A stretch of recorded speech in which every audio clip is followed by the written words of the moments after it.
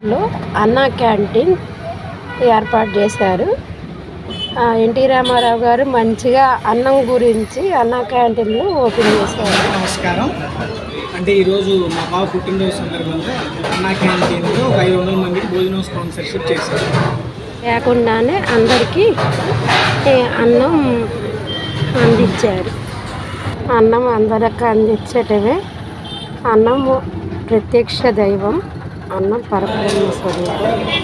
అందువల్ల వాళ్ళ పాప పిల్లి ఈరోజు పాప పుట్టినరోజు సందర్భంగా ఇలా అన్నదానం సేవ చేశారు. వాళ్ళ పాప పిల్లి ఆ పాప పుట్టినరోజు గిఫ్ట్గా ఇలా టిక్కెట్లు కట్టి ఏ రోజు వచ్చే వాళ్ళందరికీ అది అన్నం అందించే సేవని చేశారు.